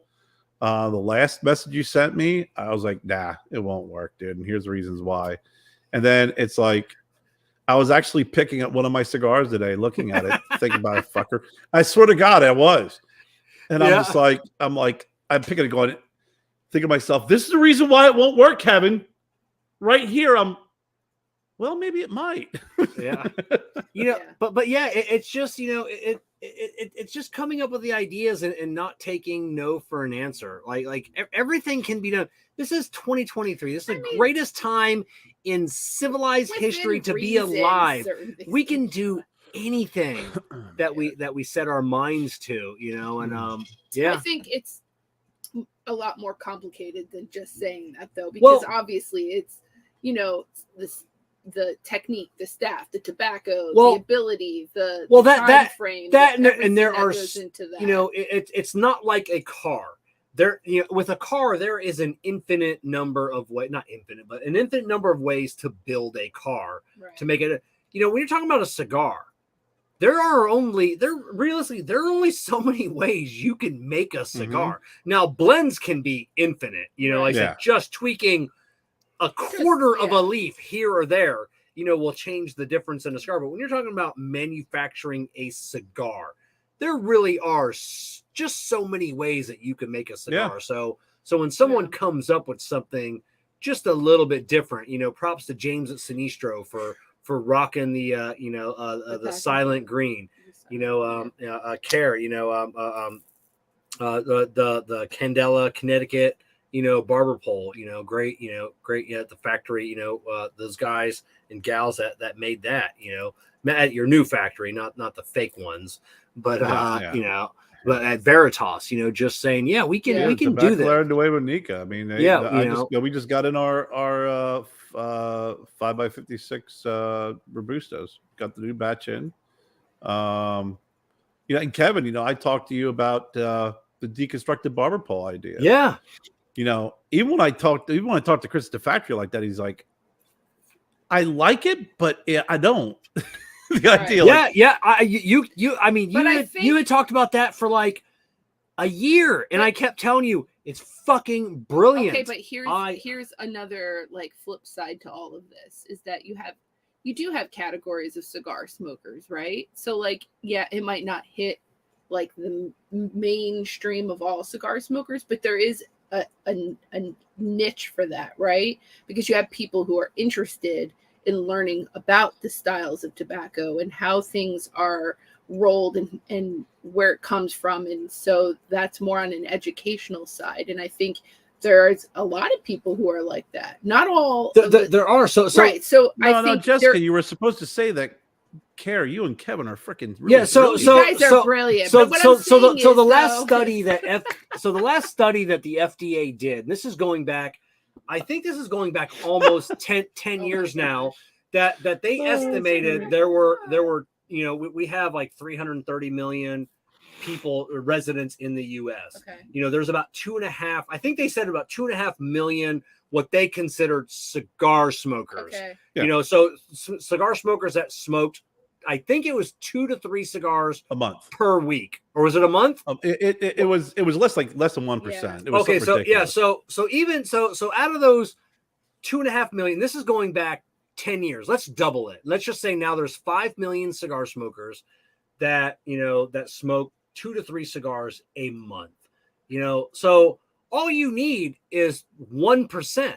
You just need one and tiny little bit, 1% of that 5 million cigar smokers, even 0.5%, and you have a ton of cigar smokers that are willing to try something new. So why not make something new? Well, right. People think like, all the cigar. I don't need 5 million people to like my cigar. Right. I need 0.5% of 5 million people to like the cigars, and that's tens of thousands of cigar smokers. Also finding it's also putting out stuff for like-minded people, right? So. How boring would it be if you were just like, okay, this is what I have to accept, right? You want to push stuff and be creative and have other people enjoy that part of the creativity because that's stimulating. It might not be for everyone, but it's for some, and that's enough, right? And so I feel like anyone who has ideas and thoughts and stuff, it's not as simple like 2 almost 3 years of doing this, but if you have a passion for something and you have a love of something, why not keep pushing for that and putting that out there? Because people. Go ahead, Jess. I'm sorry. No, it's okay. I was just going to say people are going to be receptive to it. The reality of it is too is those numbers you talk about, Kevin, and this is a truth because it's cigar smokers are also very traditional. Right. Yeah. So you're even going for a smaller percentage of those who are willing to try something different or something new. Mm-hmm. And that's always been the issue when you go into cigar shops. You talked about other cigar smokers is okay. Well, we know that these are going to sell and these are going to sell because everybody knows the name and their tradition. And anything new, I'm like Jess. I walk into a cigar shop. I'm like, what do you got that I can't get anywhere else? What's unique? What's this? What's that? Right. Where most folks will walk in and they'll grab themselves, their traditional cigars that they buy because they're going to move because they've been around for a while. Right. So you're even going after a smaller portion of those cigar smokers who are willing to take that leap and say, I want to try a boutique. I want to try something different. I want to try something new. But I think that portion is growing. So I think it's a testament to what you've done and what Omar has done with this cigar to go after that even smaller subset, really, of cigar smokers. And more importantly, I think it's also a message to cigar shop owners, is that when you do have something new or you do have something different, it's the engaging of your customers to learn more about them, because I think that's really where a lot of these cigars either die on the shelf or they flourish. And I've seen Omar's cigars from the beginning, from when I met him, but then I've also seen them at the Old Virginia Tobacco, in their shops, and they start off in plastic bins, But when I went in and I talked to the tobacconist, these humidors are huge. Always talk about something different, something new. That's how I got introduced to Omar Cigars. He had a tobacconist that was engaging, asking questions, and wanted to give you something new, and believed and actually liked the cigars, and that's how I got introduced to him. Yeah. Now, Kerr, sorry to interrupt, Jess. No, I wasn't. You have other Fratello cigars on your website, correct? Right now we're sold out. We're looking to refill, but we did have the bagged samplers of his cigars. Yes. Now, did you stock, which I didn't see on your website, because that would be a good thing, for people like we joked with this cigar, you have to buy two. Brilliant. We come out with a cigar that you have to buy. You can't try just one. You have to buy two. Got it. Going back to that Navetta and the Inverso. I don't know if you stocked those and sold them in 2-packs. So that's another cigar you've got to just try. You have to try two. The Navetta and the Inversa, which they inverse, the wrapper and the binder, like Omar was talking about. So Omar has done it twice now, to where he's come out with a cigar that you have to buy two of them. I just smoked a dessert last night, or it was a Monday night. I hadn't had one for a while, but it's a great cigar. My dad loves those cigars too. I make cigars. I named the cigar after the guy, Big Tony, and every time I talk to him, he goes, "That Amendola guy, that dessert cigar is so good. Where can I get them?" I'm like, he doesn't sell them anymore, Dad. Buy mine. I'll tell you right now, Sydney. Next time Jeffrey even posts about him getting ready to do his apple pie moonshine ones, you got to get on that list. You got to message him and say you want some, because they are fucking phenomenal. Yeah, they're so good. Jeffrey is incredible, especially like just all the cool stuff he's doing with his rolling and stuff. Like just freaking awesome. But those cigars are so good. Very talented. And that's the other thing, is like there's all these amazing people in the cigar industry, right? And I feel like sometimes we might think, oh, what someone's doing is a little kooky, or like, oh, why are they doing that? But I would never want to shit on someone's parades. Like, to keep doing it. Like, if that's what brings you joy and passion, then do it. There's only a very small percentage of people that I've met in the industry that are just like that. It's but that's what I'm saying, is that as a community, like be open to like trying different things. Like, you might be pleasantly surprised. Like, the traditional way of doing things is fine. There's nothing wrong with that. But there's nothing wrong with people wanting to be a little bit new age and try different things. No, I agree with you. I think it should be encouraged.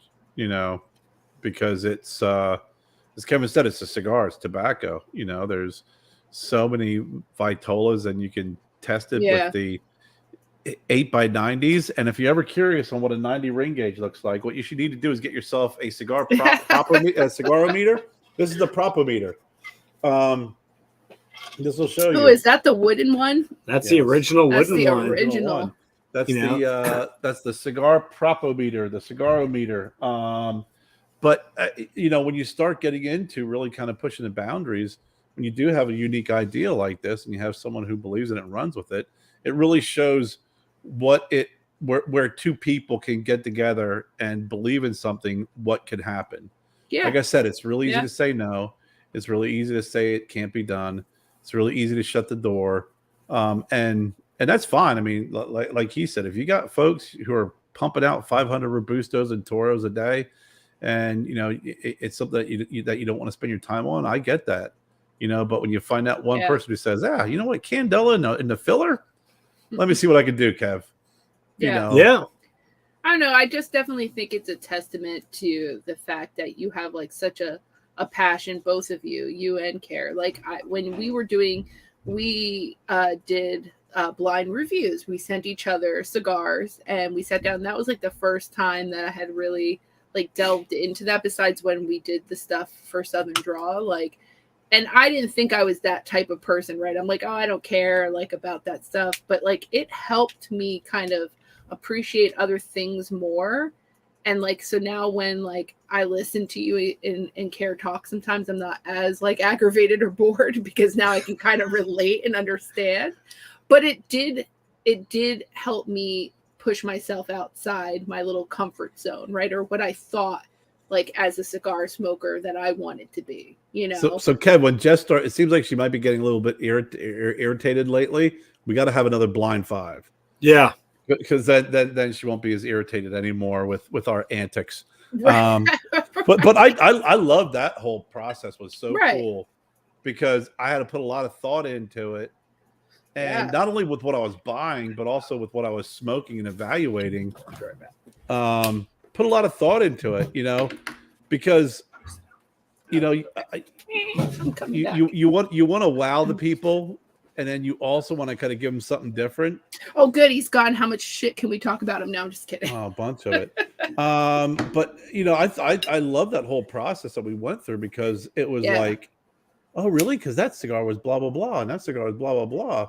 Yeah. And I think the one that we were all blown away by like our choices and our reactions to them. I think the one that was the funniest that you guys ranked pretty high, and it was the bundle cigar. What was that? It's made by Aganor Salif. Oh God, yeah. Now my brain went the Cuba something or other. Yeah, I can't. It was like, hey, let's see, it got some higher scores, and I was like, that's a freaking $2 cigar. Yeah, you know, and that's the other thing too is that, you know, for the longest time, Kevin had done, you know, blind reviews in the garage. Like he would have me pull the bands off, and like I would keep track, and he would do all these reviews. And then when I kind of started doing them, you know, I was just like not as informed, like about technically just when I was in the garage, you know, it was my idea. But that's, you know, but then like I think it took, you know, certain things to get me a little bit more knowledgeable and interested. It's not just about, obviously, for some people it's fine, whatever, you just want to smoke a cigar, you don't care, like that's fine. It's kind of still a little bit of my attitude. But, you know, it was really neat to push myself outside my comfort zone to like learn about certain cigars, you know, without knowing what the cigar was, and then being like totally blown away at some of the results. You know, it's funny, as I was telling somebody this today, and it's about sales, right?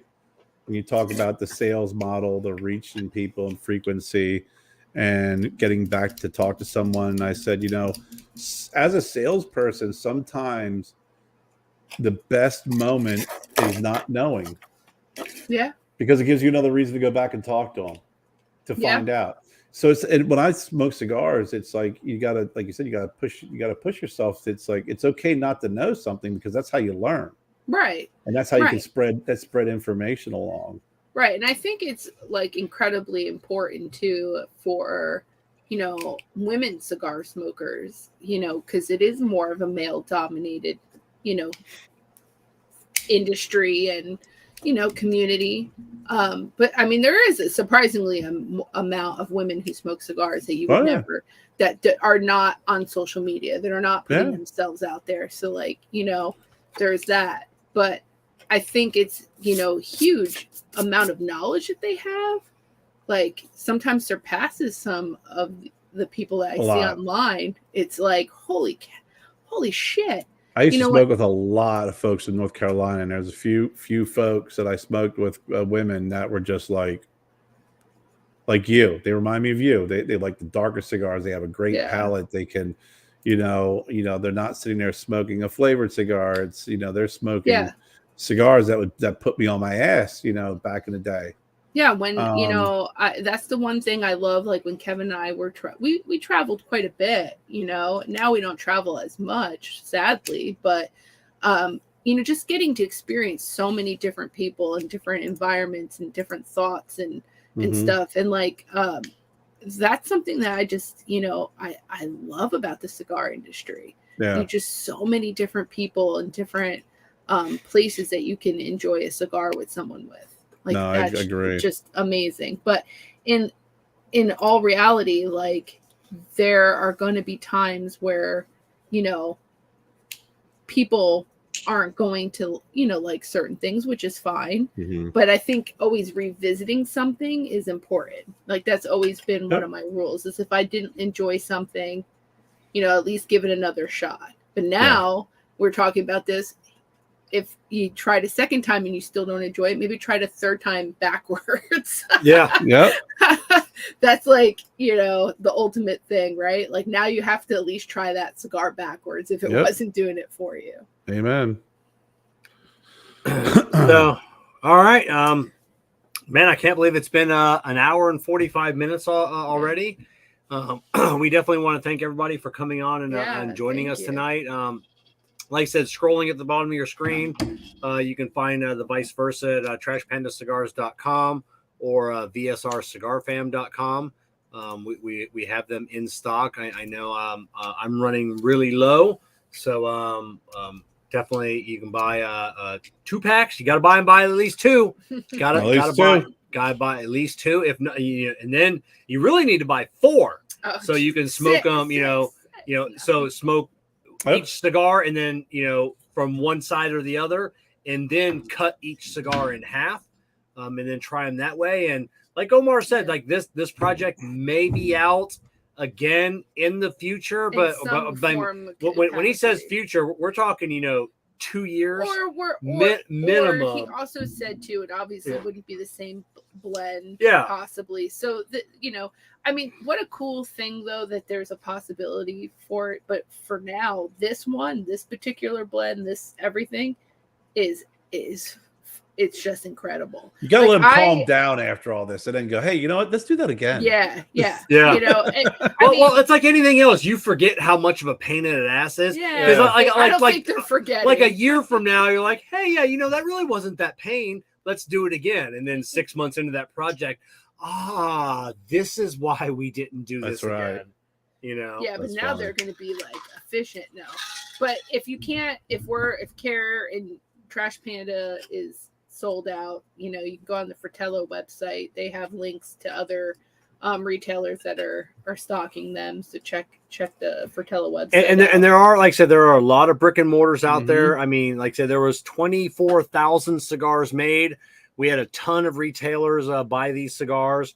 So definitely, and then he said the other shipment will be out in April. Around April. So but they are all pre-sold. So if you're, to retailers. Yeah, to retail. So there are no new accounts being opened up for these. So the same so definitely reach out to your retailer. Ask them if they're stocking the Vice Versa. If they're not, definitely check out on the Fratello Cigars website where you can find them if they're sold out on trashpandacigars.com and vsrcigarfam.com. And really try the other Fratellos. Try the Space Fresh pack. That's got the 5 cigar blend. Yep. That they just released. We didn't get a chance to talk to Omar about the new the camo line. That is their essentially their bundled cigar. I think they're like $2. A fantastic bundled cigars. They're really great cigars. So they're pretty good. So try those. Fratello's got a lot of great cigars. I will tell you. So when I was looking for a certain type of cigars, probably I want to say like a year and a half ago, I ordered from a company, and I had seen a couple Fratello cigars I had never seen, and they're like the big Texas one. I mean, they're huge.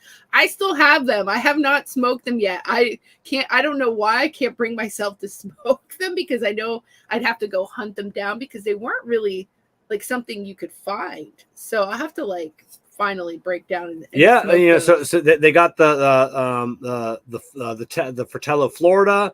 They got the Pelican. They got the Pelican for Louisiana. So they just launched the Pennsylvania. These are state exclusive cigars.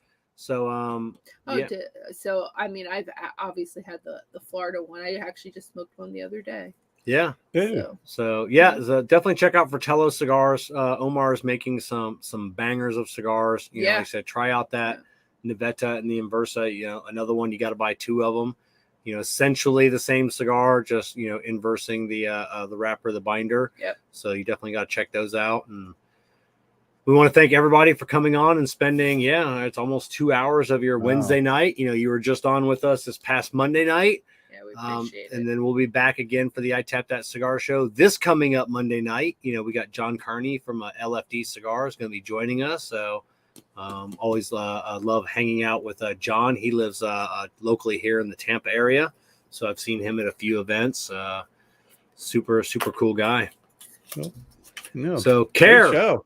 Yeah, no. great show. Great show. Like I said, when your humidor is demanding something different, it's vice versa. That's it. So trashpandacigars.com, vsrcigarfam.com. Kerr still has some of the silent greens left. So get the vice versa. Add a 5-pack of the silent green, or you can order them individually. Individually, as well. So definitely check that out. Kerr's also got some Stogie Road cigars, so definitely add a Stogie Road cigar or two. Look at Manny. Manny just threw the. He's cigar look at him. Like, look at them. Force the habit. Force the habit. So, wow, that he's trolling right now. That's it. So definitely throw a couple extra things in your shopping cart. TrashPandaCigars.com. We have some great samplers. We got some Alec Bradley samplers. We have some Caldwell samplers. We got a few of. I think we got one left of our mega, like boutique cigars. It's like $150. Yeah. It's like 15 cigars.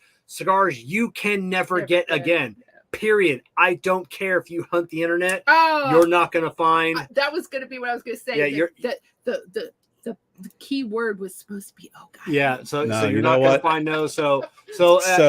But Kevin, Manny is typing in cigar, and he has finally something in common tonight that Oak Island has. Come with Oak Island.